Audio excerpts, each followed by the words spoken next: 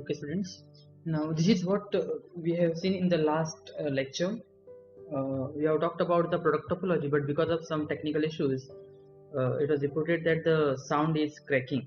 So let me just explain this product topology again here. If you're not understood, then you can check this. Okay. Now, the product topology, what we have is we have two topologies, x comma tau 1 and y comma tau 2, and we are taking a set of all u cross v where u belongs to tau 1 and v belongs to tau 2. Of course, this is a subset of power set of x, and then we proved that this is a basis for a topology on x cross y. And of course, these are the two things what you have to go for. One, you have to show that if take any point in this, you have to find the basic neighborhood. Those things you have to check. Okay, and this is the second point what you have to check. So if you show that these 2 points are true, then the set B is a basis for a topology on x cross y, and hence the topology generated by this B is called the product topology on x cross y. Understand the fact? Okay, and then this is the example what I have given,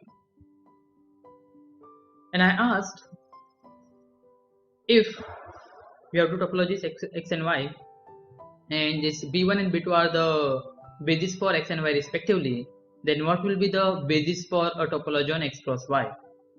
And of course, then we took this set D as b1 cross b2, where b1 will come from the basis of x1 x, b2 will come from the basis of y. You take the cross product, you take a set, and you can show that this will be the basis for a product topology on x cross y. Okay, this you can check. Is as good as we have solved or we have proved one theorem. Just you have to go on the similar line. Okay, you can go through this. So let's go for the next topic. Now in let me just take simple example from a matrix space.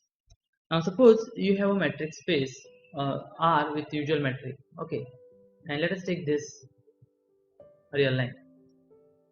And you know on R how you define a distance. You define the distance between x and y as modulus of x minus y. You can show that this is a metric.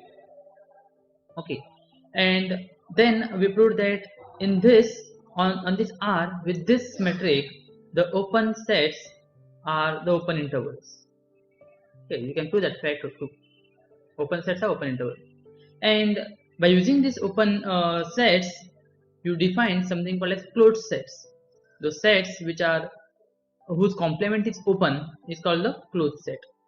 And again in R, you know what are closed sets? Those are the closed intervals, because when you take R and when you take some closed interval, say a comma b closed interval, and to show that this a comma b is a closed set in R, we have to take a complement of it.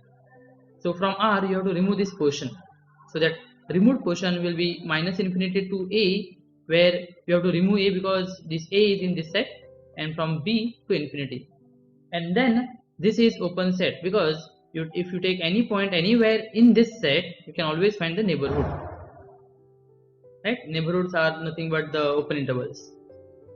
No matter if this is this side, then it's a very simple thing, but if you are taking very close to b, still you can find the neighborhood. Why? Because you can use the Archimedean property. Okay, so using this same thing we are extending, we define something called as closed set. We already defined what is open set. Okay, let me go for the another document.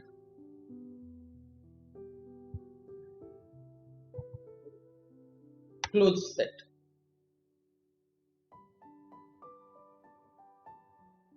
And again remember, something is not open, that doesn't mean that is closed, or something is not closed, that doesn't mean that is open. Okay, for this also I can give one example. Again take R with usual topology, usual metric, standard Euclidean metric. Now if you take this interval close A open B, then this set is neither open nor closed. Okay, this is not open because there is a in this set for which you cannot find any neighborhood which will contain inside that set. Okay, so this is not open. complement will not be open because the complement will contain B, and no matter how small this epsilon you will take, you can never find the epsilon neighborhood of B which will contain inside the complement. So this set is neither open nor closed. Okay, so now here let me define what is closed set. Definition: let x comma tau be a topological space. Okay, you take a topological space x or x comma tau, take a subset. A subset, let us take say k. A subset k of x is said to be closed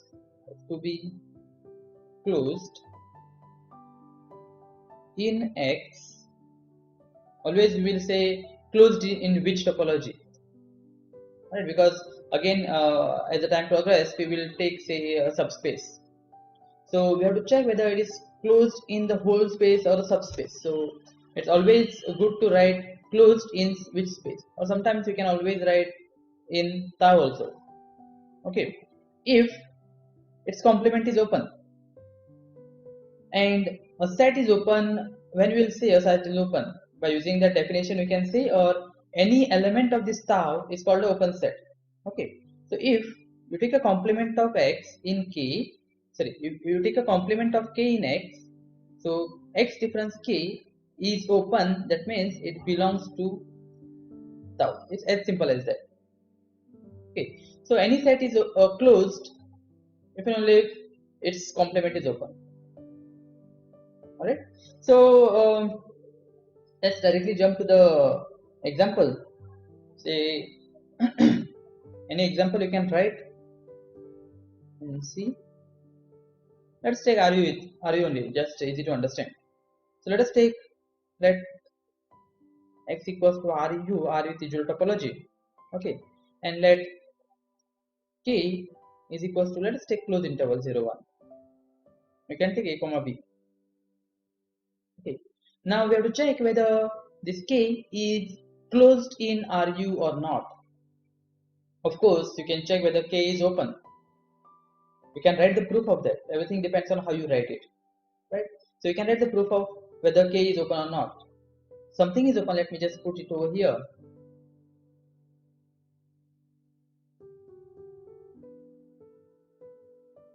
This is your 0 comma 1. And if you check the definition of a closed set, when you check the definition of open set, it says if you take any point in this set, you have to find the basic neighborhood which will lie in this set. Okay, so for example, now in RU, the basic neighborhoods are nothing but the open intervals. Okay, that basis what we have already proved. Now in this set will be open provided if you take any point in this set anywhere, we have to find the open interval because it's a basic neighborhood. We can find the open neighborhood, open interval which will completely lie in this set. Okay, so if you are taking any x in between 0 and 1, there is no problem because you can always use the Archimedes property and find that neighborhood. You can find that epsilon neighborhood. Okay, but the problem will come when you take x equals to 0. The problem will come when you take x equals to 0, or rather you can take up x equals to 1 also, because both 0 and 1 are in the set. But if you take x equals to 0, no matter how small you are taking the neighborhood, the basic neighborhood, that will never lie completely inside 0 and 1, because when you take the neighborhood, it will be like x minus epsilon, x plus epsilon. And when you take this x equals to 0 and some epsilon positive, that will be x minus epsilon and plus epsilon, right? So this minus epsilon will lie to the left of 0. So that means there are some points in that set which are left to 0, negative points. And obviously those negative points cannot be in this set. So this is not the open set. This is not the open set. Now here we are checking whether it is a closed set. Okay, let me just write for you. Always make up the points, make the notes. Alright, so here K is nothing but the closed interval. Let me write this closed interval.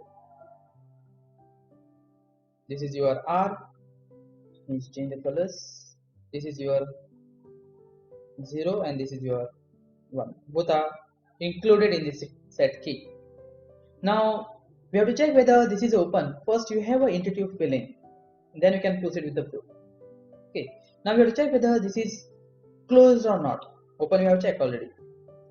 And this set will be closed provided its complement is open. Okay, so what is the complement here? If this is your R, change the colors. This is your 0 here and this is your 1 here. The complement of this set will be from minus infinity to 0. Now 0 is included in this set, that means that we have to exclude here, so it is open interval 0 from this side here, and complement of this set, that means outside this set will be 1 which is not included, right, and this set. So all these points will be included in the complement. Now you have to check the complement is open. That means if you take any point in the complement, you have to find the epsilon neighborhood, right? So if you take any point here, you can always find, because again the 0 and 1 will not create any problem because the 0 and 1 is not included in the complement. So this complement is open and hence this K is closed, right? You have to write that. Or let us take complement of this K. So complement of K, that is X difference K. Okay, rather I should write R difference K. Let me write R. Let us take R. So R difference K will be a set which is minus infinity to 0, 0 open, union 1 to infinity, 1 open. Okay. Now again somebody may ask you question, is this open or is this open? You have to check. Now can you write this open interval as a union of finite intervals? Can you write this open interval as the union of finite intervals? You can give a try. Pause the video, you can give a try and then come back. Okay. So here we can write this as union, say n belongs to natural number, open interval something. What will be that something? You take minus n to 0. So it is like minus 1 0, union minus 2 0, union minus 3 0. So as n belongs to n, you will get you will go up to infinity, towards infinity. So you will have minus infinity here.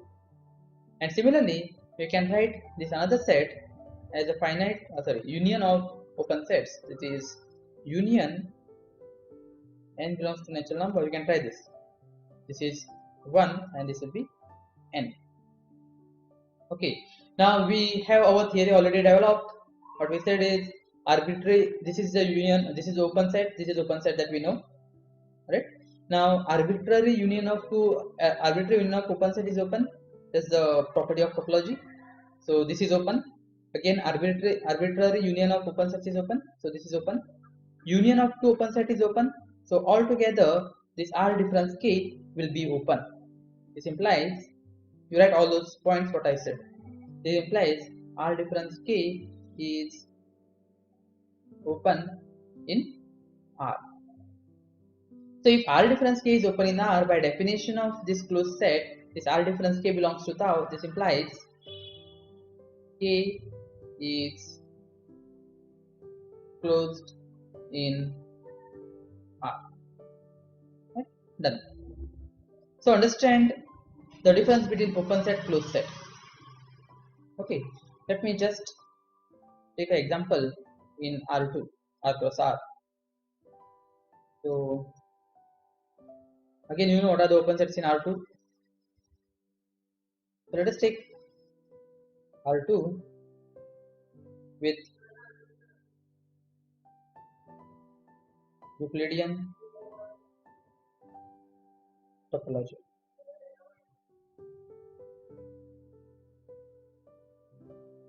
Just let me give you a spelling of this. This is R2. You know what are the open sets? Yeah, I mean the basic neighborhoods. Those are the disk, right? Open disks. You have a point, you will have a open disk band around it, right? That is R2. Now in this R2, let me check. Let me just remove this. In this R2, let us take A to be the set of all the ordered pairs x, y belonging to R2 or R plus R, such that you are taking x greater than or equals to 0 and y greater than or equals to 0. Okay, now the question is this open? Let me ask first question, is this open? First, mark this region in R2 plane. So what is this region? X is greater than or equals to 0 means x is this side including 0, right? So including this line you have to take right. And for y is greater than or equals to 0. So y will be positive or 0. So it is like for x we have this and this side. For y we have this and that side. So what is the common portion? Common portion is this, including x and y. X's, both the x's are included because we are taking 0 also, right? If it is y is strictly greater than 0, then this x axis will not be included, just the portion above it. Okay, now we have to check whether this is open or not with Euclidean topology. Now if you take any point, here, there is no problem, you can always find the open disk. But if you take any point in the x-axis, say here, you cannot find the epsilon neighborhood of it. So this set will not be open. Even if you take 0, you cannot find the open neighborhood around 0 which will contain inside the given set. So as it is, the given set is not open. Let us check whether it is closed. So let me just take a complement of it. Complement means take R2 and remove the portion which is over here. So that part will be now here. This let me take this first. The set is there, so all this part is there. Again, this quadrant is entirely there. This everything is there. Again, this part is there, right? Now you have to check this part. So obviously this part is not there. You have to remove that, and this x and y axis are in the given set. So complement will not include those. Exclude x and y here. This part is not there and this part is not there, right? Now there is no problem to check whether this set is open or not, because wherever you take any point, you can always find the epsilon neighborhood. Again, 0 is not included here. In the complement, 0 will not be included because 0 is in this set. So no matter how close you are taking the point, in this near this line or near this line or near 0, you can always find the neighborhood around that point. You can use Archimedes property for that, right? So this set is not open, but this set is closed. Okay, so that you can write. Let me go for the next. Okay, let me ask some questions. Example, you know what is cofinite topology? I told you to check the cofinite topology and prove that it's a topology by using the properties. Again, co-complement topology. So in that topology, let me ask you, what are open sets? The sets which the set is open provided its complement is finite. That is cofinite topology. Okay, so let me ask, what are closed sets in cofinite topology? Answer this. You take a cofinite topology and then check what will be the closed sets in cofinite topology. If you have any problem, you can consult. Okay. Now let us take another example. What are closed sets in discrete topology? Similarly, on the same line, what are closed sets in, of course, in discrete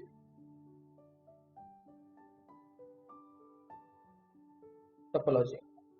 Okay, this is interesting. Let me ask you this question. Is R open in R2? Is it closed? Okay, I want the answer of this in the next Google Meet. It is very interesting question. Okay, depends on how you think on that. So let me check how you think. So we have to check whether R is open in R2 or is it closed in R2. Very interesting. Again, I repeat, think about it. Okay, now we know that from the definition of open sets, empty set is open, closed set is open, this entire set is open. Then the intersection of finite number of open set is open, and union of arbitrary union of open set is open. Okay, the same results you can just put it for the closed sets by using some observations. So let us put that as a theorem. Let x comma tau be a topological space, then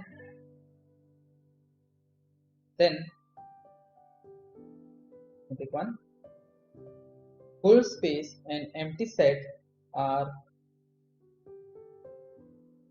closed in X. The second one, if A and B are closed in X, if you notice I'm writing X here, in X or in Y, so make a habit of writing where it is open or where it is closed. If A and B are closed in X, then what will be the conclusion? Is it union open or closed, or the intersection is open? Right? Then A union B is closed in X. So this implies finite union of closed set is closed. Alright? And third, if you take the arbitrary collection, say A alpha belongs to the indexing set I, alpha belongs to I, is a family of closed sets in X, then intersection alpha belongs to I, A alpha is closed in X. So proof. Before me giving you proof, I suggest you should write down the proof of this and then you can proceed. So let me just give a brief of this proof. Now first we have to show that X and empty sets are closed. That means we have to show that the complement of X is open and the complement of empty set is open. Now what is the complement of X in X? What is the complement of X in X? It is, okay, you check it. And what is the complement of empty set in X? And check whether this those two sets are open in X. So if the complements of both are open in X, that means both the sets are closed in X. Now here you have to show that for the second one you have to show that A union B is closed. That means finite union of closed set is closed. That's the meaning of it. Okay. So here you have to show that A union B is closed. That means the complement of A union B should be open. That means you have to show that X difference A union B should be open. Now why this should be open? Anything if you are proving, check your hypothesis. Your hypothesis says this A and B are closed. That means the complement of A and the complement of B is open.